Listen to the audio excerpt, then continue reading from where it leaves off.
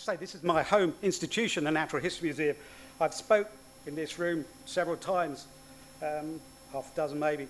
Every time I speak in this room, somebody leaves me a large glass of vodka. So whoever it is, thank you.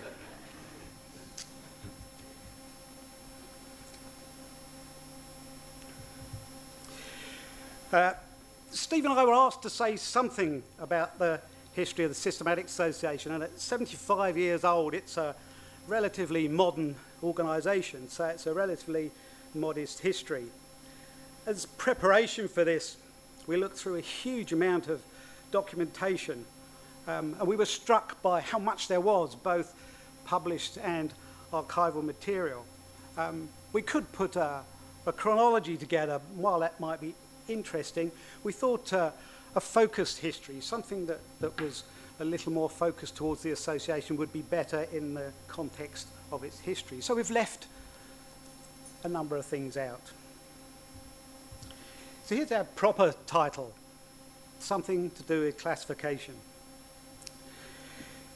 The title's taken from an address given by Sam Berry.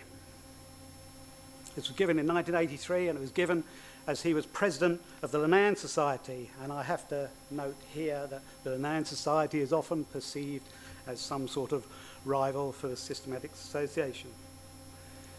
Sam Berry took on the subject as the evolution of British biology. He discussed a bunch of things, but he looked at different aspects of British biology, and he looked at the role of different organisations, whether the Royal Society, the Biological Council, the Institute of Biology, the Nature Conservancy Council, and so on, and eventually got to his subject, the Linnean Society. And taken from his presentation here, talked to a random sample of biologists. He wrote, most will think that the Linnean is something to do with classification. He went on, this is true, but even that role is not unique. One of the professed functions of the Systematic Association, founded in 1937, is to provide a forum for discussion of the general theoretical and practical problems of taxonomy. Berry included this diagram. This was a diagram of the evolution of British biology, much like those old phylogeny pictures that have seemed to have faded into the past, or at least in most places. In Berry's evolution of British biology, there were 4 strands there: natural history, preservation, conservation, science, and international. You probably can't see the details from where you are, but take it from me, the Systematic Association is not on any of those branches. I should say that Berry continued by saying in his Linnean Society President address, the Systematic Association would probably be best amalgamated into the Linnean Society. Well, never mind any of that. Something to do with classification. It seems an accurate way of dealing with the Systematic Association purpose. So the details of its birth. The association was not really founded in 1937, but more given a public birth in the pages of Nature. Its conception, if you will, occurred some months earlier, between the spring and autumn of 1936, largely involving discussions of these 3. It's William Turrell, Cyril Darlington, and John Gilmore. All 3 are fascinating people. Turrell had left school at 16, but eventually went on to become keeper of the herbarium and library at Kew. And that was during the years of 1946 until his retirement, 1957. I still find this hard to believe, but at 25 years old, Gilmore was made assistant director of the Royal Botanic Garden, Kew. When he was 25, he hadn't published anything either. This was 1931, of course. He stayed there until 1951, but he ended up as director of the Cambridge Botanic Garden. And the third person there, Cyril Darlington, known as the man who discovered the chromosome, was in 1937 director of the cytology department of John Innes Institute, then its director, and finally taken the Sherardian Chair of Botany at Oxford in 1953. All 3 eventually became Fellows of the Royal Society. I put the birth and death dates up there of each individual. The numbers following give you the age they were in 1936. Gilmore was the youngest at 30. With the addition of Julian Huxley as president, and I don't need to say anything about Huxley because that will come later, with John Gilmore acting as the first botanical secretary, and Hampton Parker, a zoologist who specialised in reptiles and amphibians, was the zoological secretary along with 21 other people. On May the 3rd, 1937, they formed the Committee on Systematics in Relation to General Biology, and on the 25th of June, 1937, became the Association for the Study of Systematics in Relation to General Biology. And they had an open meeting to announce that birth, which was printed in the 24th of July 1937 issue of Nature. And it wasn't until after the Second World War that the cumbersome title of the Association for the Study of Systematics in Relation to General Biology became the much simpler Systematic Association. And all that, though that name's an improvement, there's still far too many awkward syllables in it to make it an easy name. Here's a list of the 24 that formed that first council. The youngest was still Gilmore. The oldest was someone called William Thomas Calman, a zoologist, who at 66 had just retired as Keeper of Zoology at the Natural History Museum here and was just standing down as president of the Lannan Society. This status of people is a theme I need to stay with for a moment to give you some idea of what these 24 are like and what they become as well, which is important. Of those 24, 13 became Fellows of the Royal Society. In 1937, only 3 were, but 13 in total. At least 5 were eventually knighted. Edward Salisbury became director of Kew, and at one time or another, 6 of this group were on the staff of the Natural History Museum. Let me show you just a few of those people. Here in the middle is Martin Alistair Campbell Hinton. That's such a great name. His parents clearly would never have understood the problems he's given this generation for Googling that name. You don't get Martin Hinton. Martin Hinton, let's do Martin Hinton. He succeeded Calman as Keeper of Zoology. He was also recently, a little while ago, maybe 10 years or so ago, implicated as one of the protagonists in the Piltdown hoax, something which I think has not really been justified, but nevertheless he was. And Hampton Parker, down at the bottom there, he eventually occupied that role as Keeper of Zoology as well. So that's a council with 3 museum keepers of zoology. There was also a Keeper of Botany, John Ramsden, who was in the process of becoming the president of the Lannan Society. And there was a Keeper of Entomology, Norman Riley. Let me just deal with this 6th person. The 6th person was someone called John Roxburgh Norman. He was an ichthyologist. He only made it as deputy Keeper of Zoology. And like Turrell, though, he left school at 16 to work at Lloyd's as a bank clerk. Ollie Crimmen, ichthyologist here at the museum, gave me the picture, and he said, you can see the bank clerk in him. One other thing I should add here is I was doing this same kind of thing somewhere else, and I needed to know and never found out what the collective noun for presidents were. I think Richard Bateman provided one, but I've completely forgotten what he said. Now I think I need a collective noun for keepers of the Natural History Museum, if there is such a thing. But there is still a mystery to this 24. You may have noticed a gap in some of the dates for this person, Brennhilde Schaffer, the only woman on the council at that time.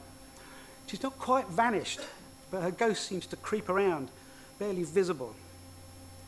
She's been described as a John Innings Institute secretary, or its librarian, secretary, research worker, or as Cyril Darlington's librarian, secretary, research worker.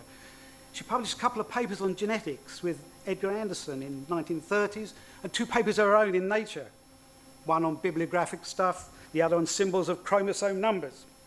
She published her own genetics in 1941, and then there was a relationship with Cyril Darlington, who was said, and this is a quote, this is not my words, who was said to be fond of women. I would have chosen different words.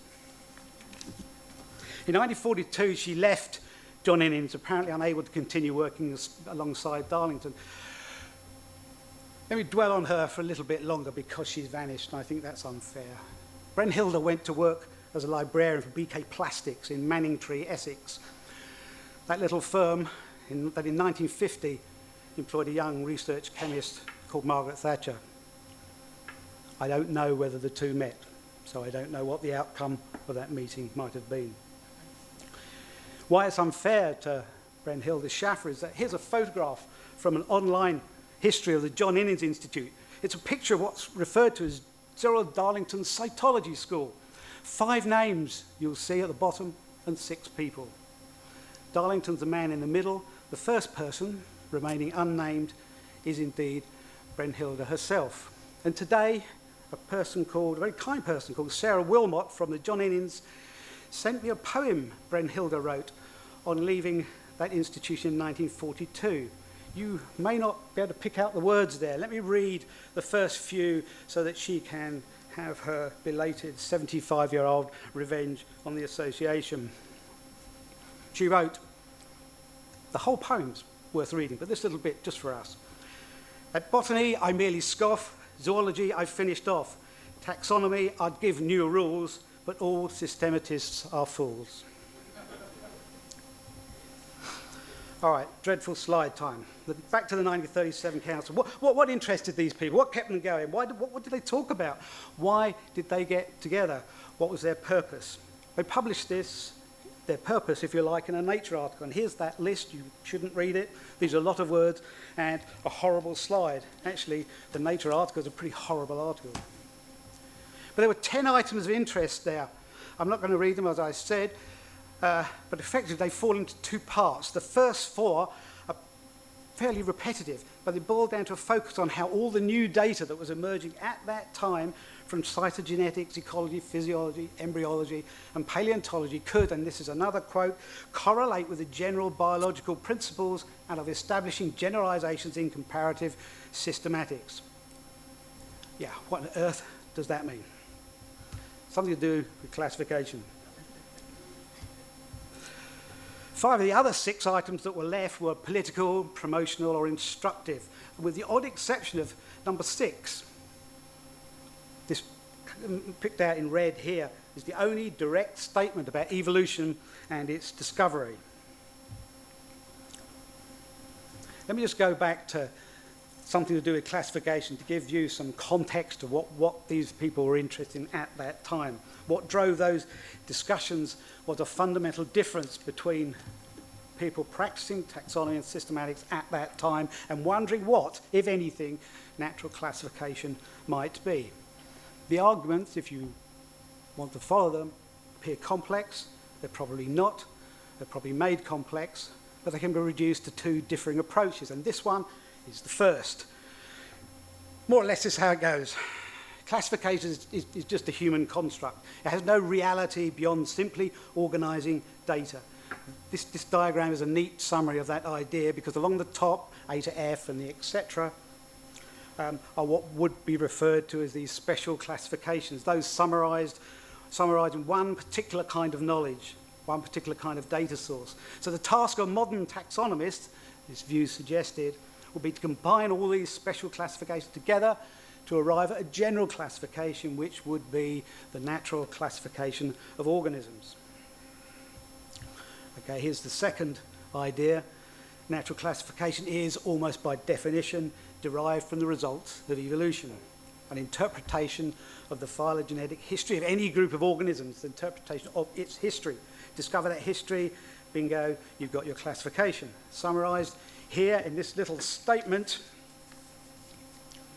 it is certain that a natural system does exist. It is an objective fact, not an arbitrary construction of human inventiveness. Both ideas conflict, and they conflict in an absolute sense. Now, context for the association.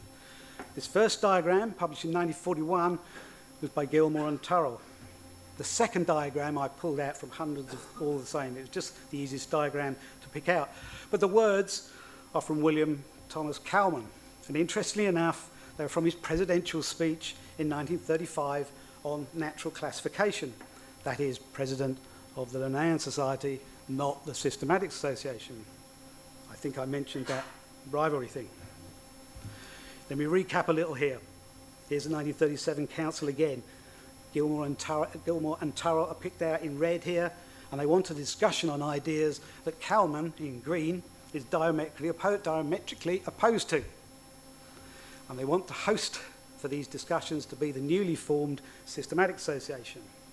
Also remember, Gilmour is the youngest of the bunch, Calman is the oldest, and he was president of that staid bunch, the Linnaean Society. Okay, does this begin to sound familiar? Old codgers, young Turks, that sort of thing? Or is this about keeping your enemies closer than your friends? I think it's a mix of everything here. So was the association pushing an agenda, or did it have one to push? Did it need one to push? Well, if this core disagreement about classification wasn't enough to be getting on with, then Sir Julian Huxley provided fuel for that particular fire, and here's how he did that. In 1939, the first ever Systematic Association Symposium was held and organised with the British Ecological Society. The title of this was The Reciprocal Relationship of Ecology and Taxonomy. Arthur Tansley introduced the subject, and he said, that association, the Systematic Association, counts among its members enthusiastic exponents of what may perhaps be called the new systematics, which seeks largely to supplement the traditional methods of the museum and the herbarium. And there's that nice little bit he puts in there, always, of course, indispensable. You kind of don't believe him, do you? Supplemented by genetic analysis and by the study of behaviour and relations of species and varieties in the field.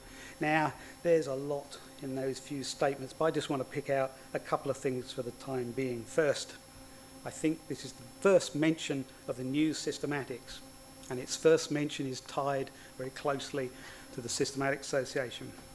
Second thing I want to note here is that the symposium, there were 6 presentations. 5 of those presentations were from that 1937 council. I was never very sure when I read through some of this quite what the British Ecological Society did towards this meeting of people. So the association's birth coincided almost with the birth of the new systematics. I need to say something about what that is. Here again are the first 4 items from the 10 you saw before. The relevant passages are in red. Effectively, the new systematics would attempt to bring what was thought to be known about species evolution into classification, derived from these new, at that time, these new areas of study, particularly cytology, ecology, and genetics. But it almost wholly focused on species evolution and so of little use to classification in general.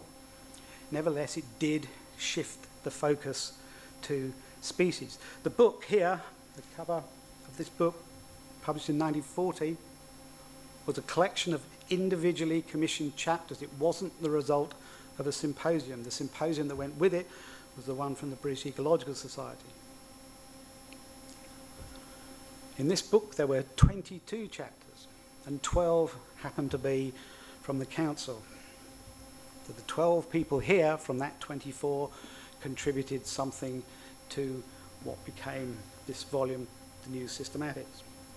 It's important to realise that often the New Systematics is understood from this book as if it was a formed way of thinking, as if the Systematic Association, via Julian Huxley, via this book, put something into place. They didn't. The books are not really a statement at all of what the New Systematics is, but just its potential, or what they saw its potential to be. It was the setting of a debate which probably never happened. In fact, it promised a revolution in classification. And the Systematics Association's job was to bring about that revolution. Now, systematists like having revolutions.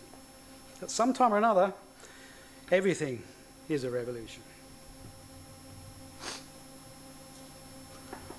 What I want to do is jump forward 25 years, because that's probably the best way of dealing with this history rather than piece by piece, to 1964, to another Systematic Association publication. This item here, entitled Phonetic and Phylogenetic Classification, edited by Vernon Hayward and John McNeill. This was a result of a meeting held earlier in that same year, attended by nearly 100 people. Only John Gilmour was present of the original 1937 council. The meeting was introduced by the then president, who was John Philip Harding, I suppose you could have guessed it was another keeper of zoology from the Natural History Museum. And at this stage, I'm painfully aware, I think, that both editors are in this room at the moment. Anyway, I don't think that will matter. In the introduction, it was noted, taxonomy is an extraordinary situation today. It's poised on the edge of a far greater revolution than that promised by the new systematics of the 1940s. One more quote from there. This time, we are going to be concerned with the raw material of classification and the procedures of classification itself, not with something from outside thrust upon us. So in 1964, 25 years on, the next revolution for the Systematic Association could be seen as a return to some basics. Here's those two diagrams again. What was needed was not so much the ideas, because these two diagrams represent ideas. What it needed was a method, if you like, to convert an idea into a reality, turning them into something that was real. In other words, what this book provided was going from these twin ideas to these realities. By realities, I mean these are results derived from evidence, results derived from data. So you can have ideas, but you need ideas to connect with evidence and their interpretation.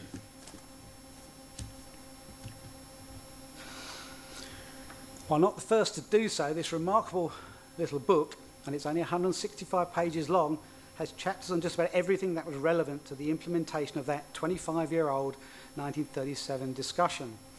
In this sense, I believe it has some historical significance and perhaps represents, of sorts, a revolution of its own. And like the new systematics before, was brought into being through the Systematics Association. I don't really want to leave this book yet, because the introduction did dwell a bit on revolutions, and it helps to get me from 1964 to the present. Here, outlined were three revolutions: the post-Darwinian evolution, the revolution that should have happened, the post-Darwinian evolutionary theory applied to taxonomy; the second one, the new systematics; and the third, which was called in this book, the realist phase of taxonomy. I guess most people agree that the first didn't really happen in any way. The Systematic Association wasn't around, so it doesn't concern us here. The second and third were both assisted into life by the Systematics Association. What was their effect on classification? And the keys in the title of the book: phonetic and phylogenetic, two central ideas that originated, not the names, but originated in 1936 and developed to methodologies in 1964. And that's time for me to leave that subject alone.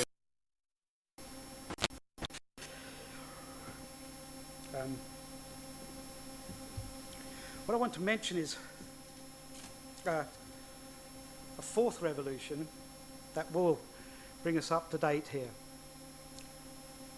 As far as I can tell, the word cladistic or anything relating to it didn't appear in the 1964 book. There's references to it, indirect references, but in all intents and purposes it didn't appear there. Of the cladistic revolution, the late Colin Patterson, a paleontologist from the Natural History Museum again, addressed that history in his own annual general meeting lecture to the Systematic Association in 1993. He said the cladistic revolution began in the late 1960s, accelerated in the 1970s, and was virtually complete by the 80s. One might wonder what that revolution was and if it indeed did happen. But that doesn't really matter, because if Colin's chronology is correct, then one should see signs of that in the Systematic Association publications. Here's a list. Again, you don't need to absorb the details. The list is designed to show you that from 1960 to 1979, there were 13 publications, and cladistics in any form is not mentioned at all. It's different in the 1980s, of course. There's 26 publications in all, and cladistics appears in one form or another in 11. those picked out here in red. But that was after it was all over. If Collins' chronology is correct, it was all done. So if it ever really happened, it happened elsewhere and not with the Systematic Association.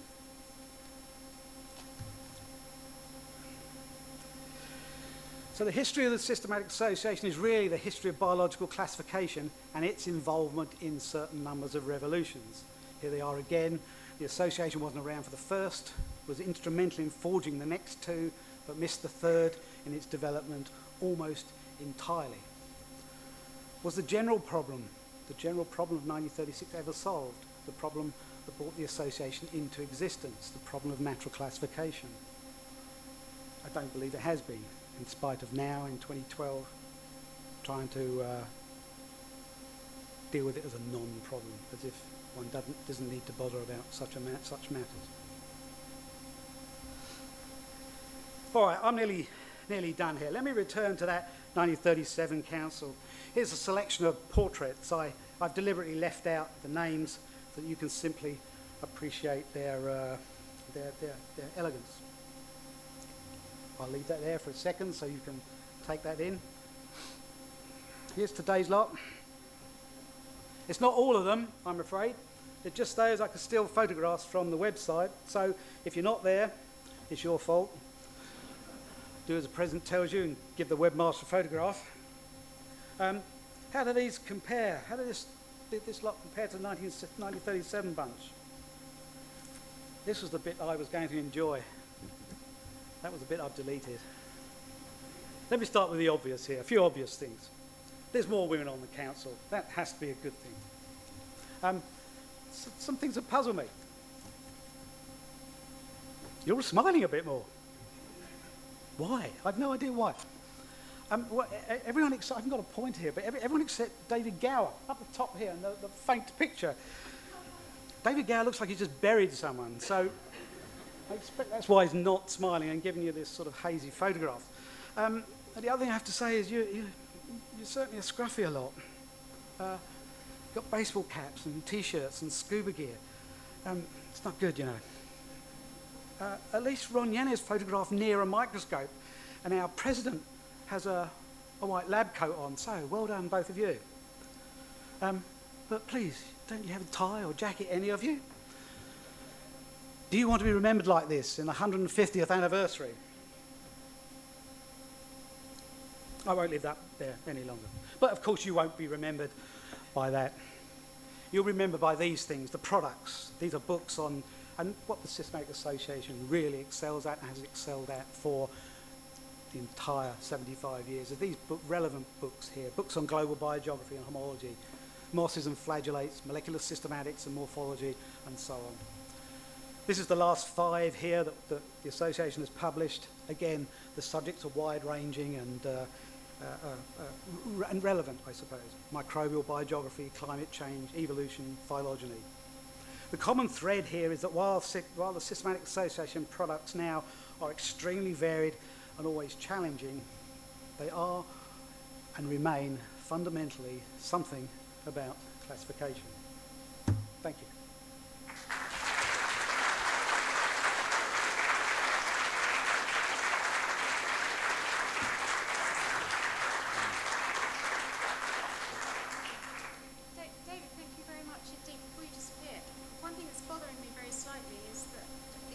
Vodka. It's what? The vodka. The vodka, yeah. Is this term zoological keeper or collective noun for keepers now going to be an extinct term, or do you know? Do you want to comment on that? No. No, all right. And something else I should have said was that we do have some of the presidents here in the room. I'm not quite sure how many we've got. I'm not going to make you stand up or do anything like that, but a big welcome to some of the past presidents who are here in the room as well. So thank you very much indeed for a very, very interesting talk. And now we can have some drinks, which should be outside. And then in about 3/4 of an hour or so, we'll resume in here for the second part of the talks.